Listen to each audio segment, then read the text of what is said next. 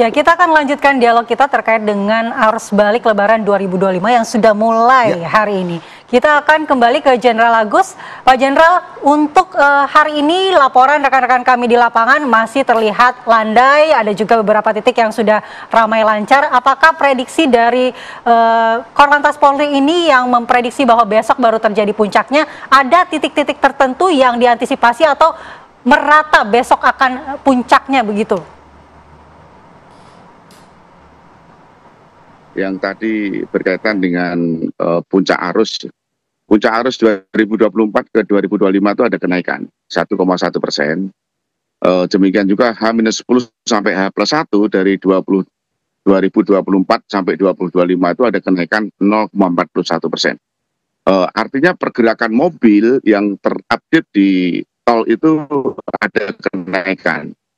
Maka dari itu tempat-tempat yang menjadi travel spot, tempat-tempat yang menjadi black spot ini akan menjadi perhatian betul, tetapi yang paling utama adalah strategi Korlantas Polri dan stakeholder untuk memecah arus, mengkondisikan arus, menskenariokan agar supaya dari proyeksi yang 2 juta kendaraan, dari 2 juta lebih kendaraan yang sudah keluar dari Jakarta, untuk kembali ke Jakarta ini harus kita kelola dengan baik, dengan langkah-langkah update yang berada di jalan tol termasuk di jalan arteri.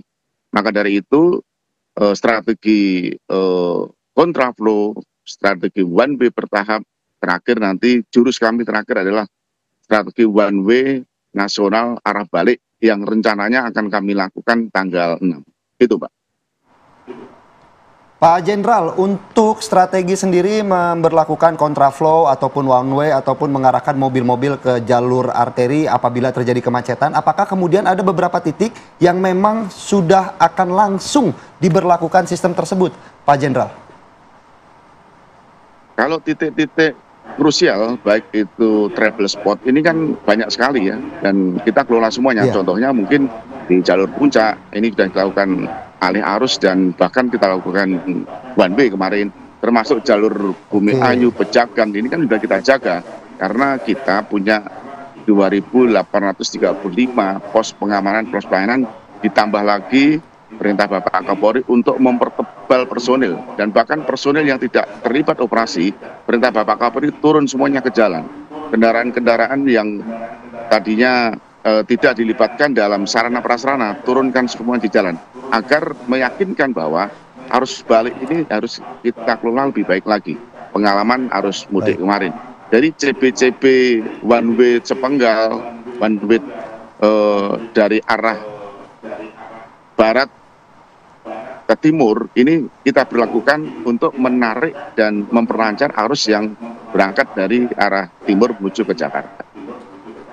Oke, baik. Ya, Jenderal, kalau kita lihat juga bahwa untuk arus balik ini apakah kendalanya ini berbeda dengan tahun sebelumnya? Karena kan volume kendaraan ini menurun. Nah, kendala lain mungkin yang dihadapi dalam arus balik tahun ini apa, Jenderal?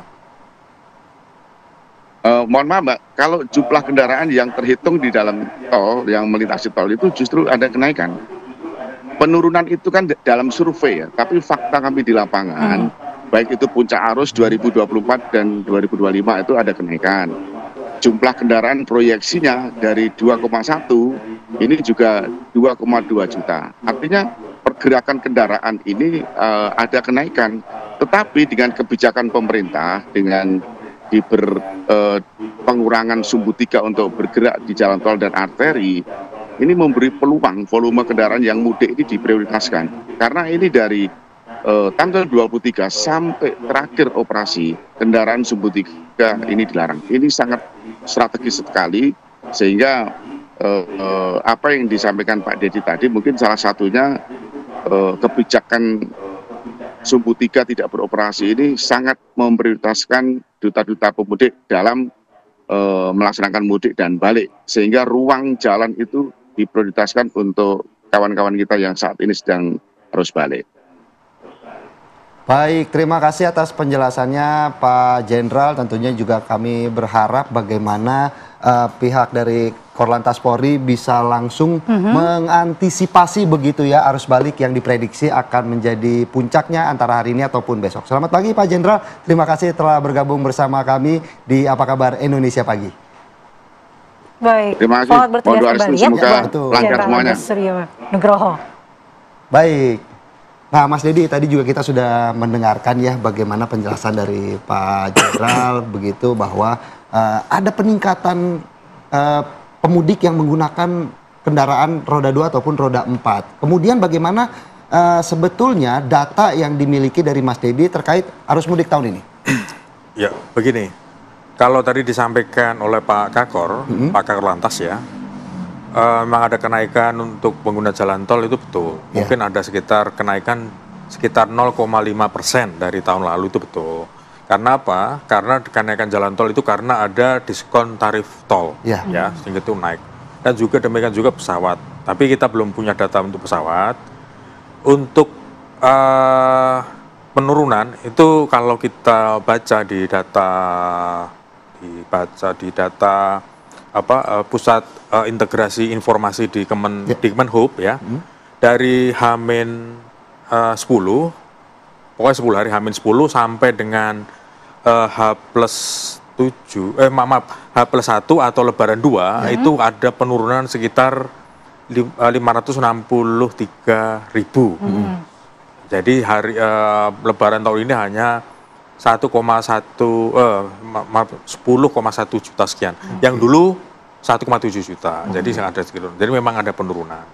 Jadi turunan ini kalau kita petakan itu turunan di pengguna angkutan umum.